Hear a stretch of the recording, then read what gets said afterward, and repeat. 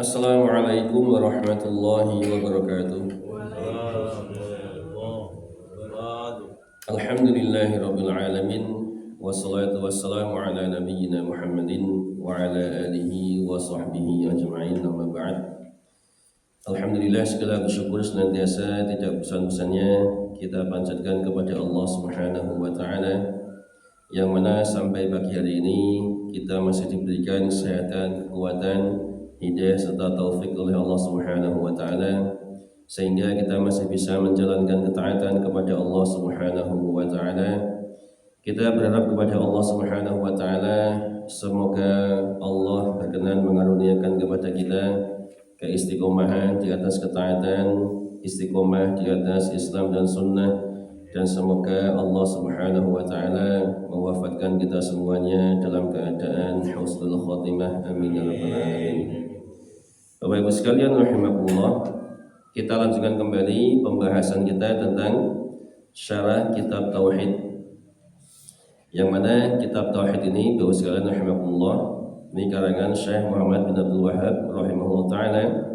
Ini merupakan salah satu kitab yang dipelajari oleh Kiai Haji Ahmad Dahlan rahimahullah taala. Ya, makanya sebagai orang Muhammadiyah mestinya sangat sangat faham tentang tauhid, harus mempelajari tentang tauhid, dan mestinya terdepan di dalam memerangi kesyirikan yang merupakan lawan dari tauhid. Makanya motonya itu kan dari dulu anti TBC kan, anti tahayul bid'ah khurafat. Maka di Muhammadiyah ini enggak laku seperti tahayul khurafat, cerita ini cerita itu, karomah ini karomah itu, ini enggak laku di Muhammadiyah. Dan ini mestinya kita pahami tentang tauhid. Dan agama kita memang agama tauhid, bismillahirrahmanirrahim. Nabi SAW ini mengajak umatnya mendakwahkan tauhid, menyembah atau beribadah hanya kepada Allah saja, dan meninggalkan segala bentuk kesyirikan. Dan jadi hanya Islam saja agama tauhid. Adapun agama yang lain merupakan agama kesyirikan, karena mereka menyembah selain Allah Subhanahu wa taala. Termasuk orang Nasrani, mereka menyembah Nabi Isa dianggap sebagai anak Tuhan. Ini sangat berbeda dengan keyakinan kita sebagai Muslim. Sebagai Muslim, keyakinan kita apa? Kita mengimani Nabi Isa alaihissalam sebagai siapa? Sebagai Nabi dan Rasul, bukan sebagai Tuhan. Sehingga tidak boleh disembah. Sebagaimana Nabi Muhammad SAW juga tidak boleh disembah, karena beliau bukan Tuhan, tapi Nabi dan Rasul. Jadi sangat berbeda dengan keyakinan orang Nasrani. Mereka meyakini Nabi Isa sebagai anak Tuhan.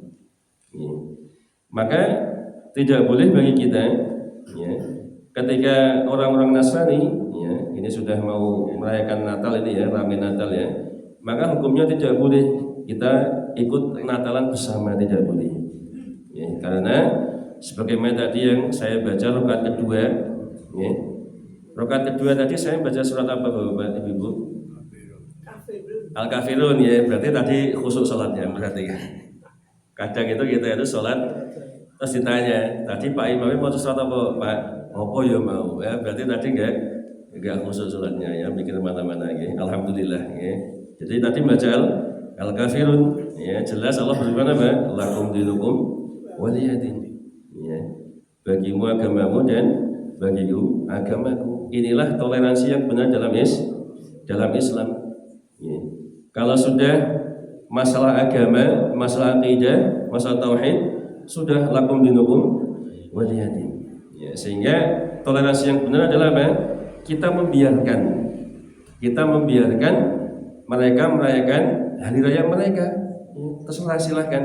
Karena memang di negara kita dilindungi, dan kita tidak boleh mengganggu. Ada orang Natalan terus digeragali waktu, tidak boleh.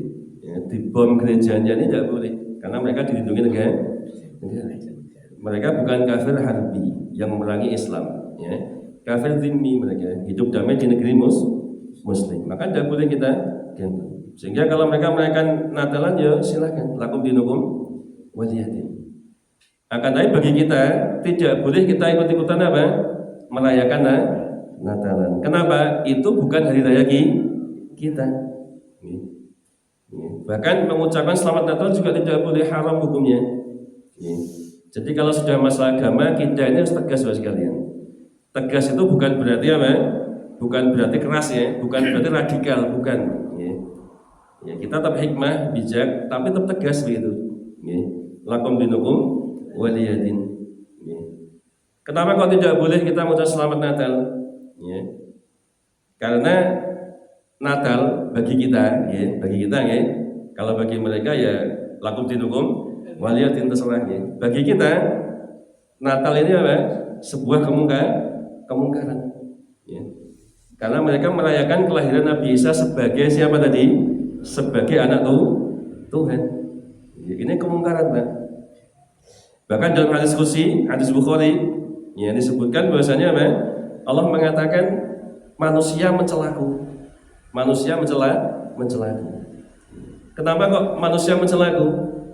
Mereka menganggap aku memiliki anak. Ini Allah anggap sebagai celaan terhadap Allah Subhanahu wa Ta'ala. Ini akidah kita loh ya. Kita nggak bahas mereka ya. Ini akidah kita seperti ini. Maka ketika ada orang mengatakan Allah punya anak, ini sama saja dengan apa? Mencela Allah Subhanahu wa Ta'ala. Nah, sehingga Natal itu bagi kita, Pak, itu hari celaan. Mereka sedang mencela, mencaci maki Allah. Sekarang pertanyaannya, apakah pantas kita mengucapkan selamat? Sedang apa? Mereka sedang mencela Allah. Maka nggak pantas. Gambarannya mudah seperti ini, Bismillahirrahmanirrahim. Misalnya ada orang berzina. Berzina ini kan kemungkaran kan ya, dosa besar. Terus kira-kira pantas gak kita mengucapkan selamat? Selamat berzina, Mas. Wah, jos sampean. Kira-kira pantas gak seperti ini? Boleh enggak, Pak? Bu? Enggak boleh kan ya? Enggak boleh.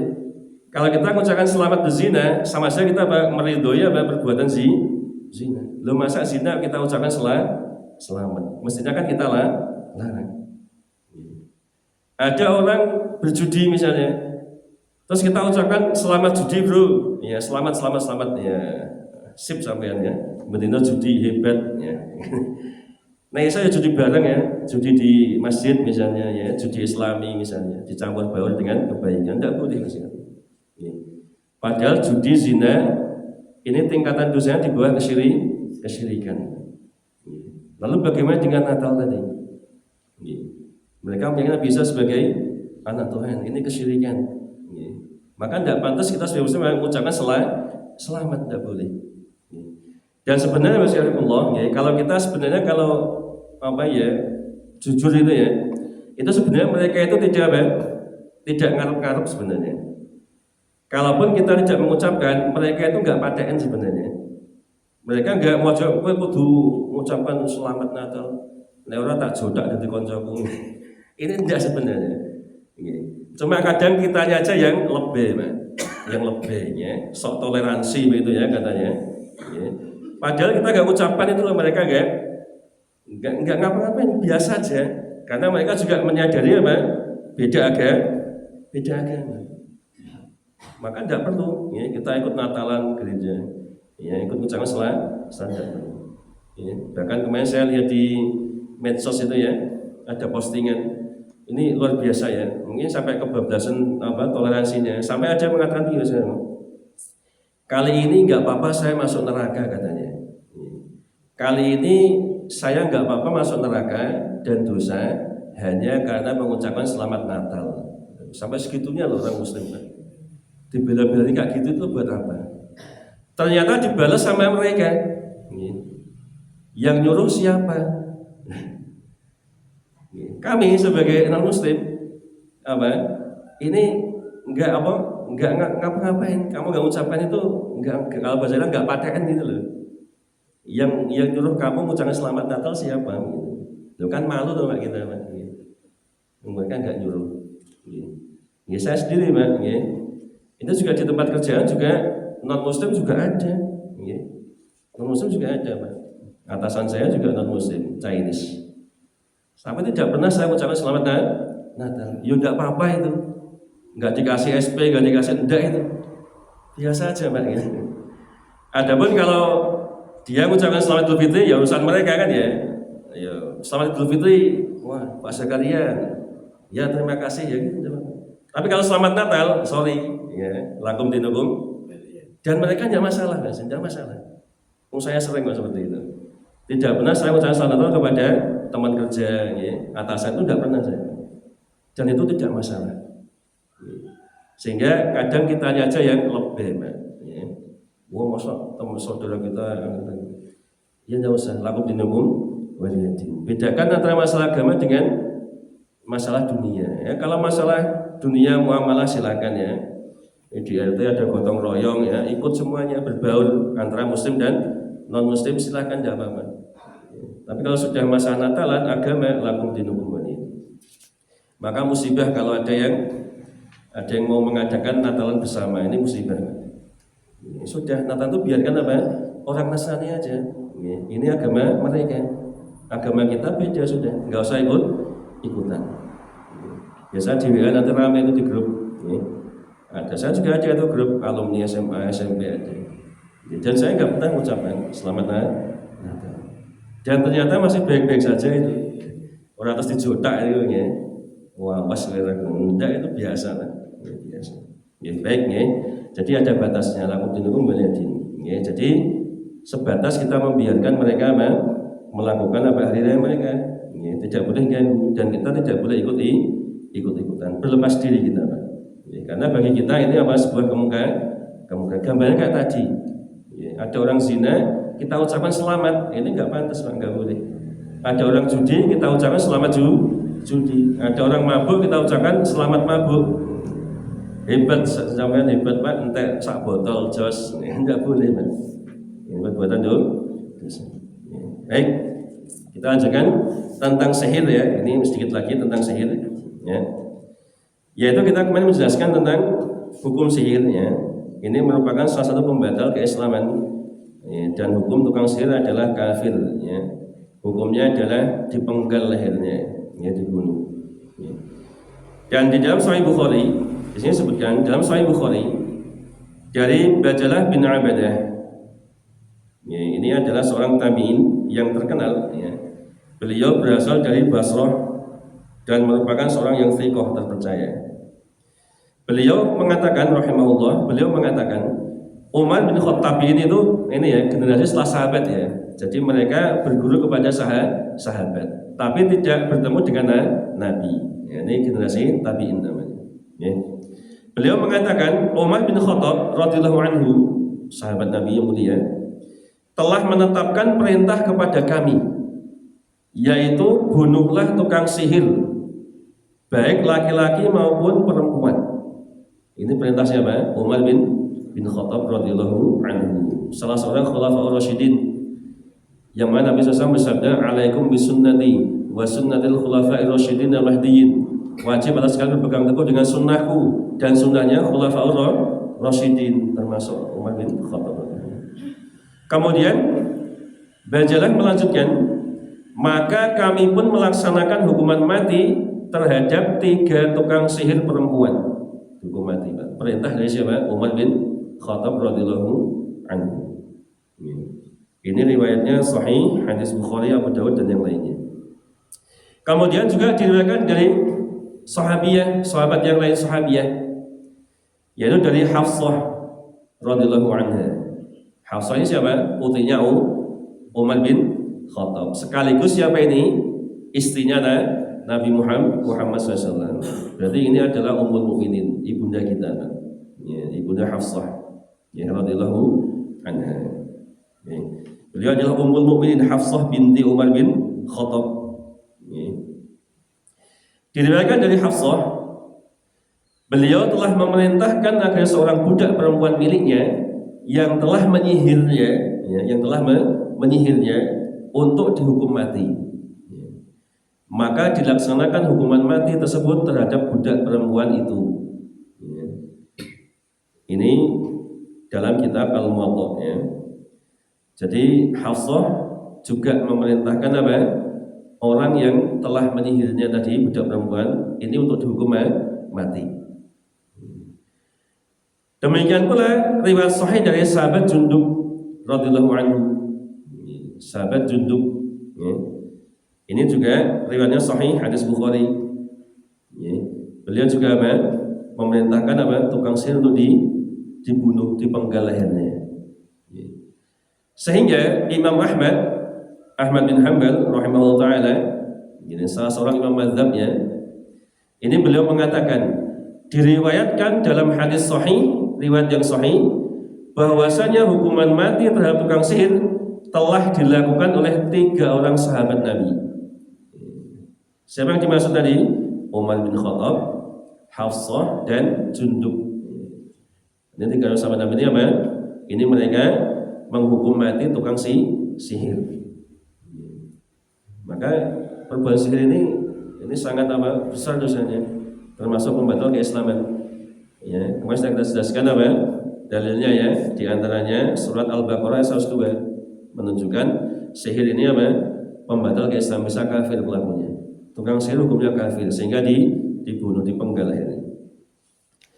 Maka di sini ya, faedah dari riwayat ini penjelasan mengenai hukuman terhadap tukang sihir, bahwa mereka dibunuh tanpa diminta untuk bertaubat terlebih dahulu.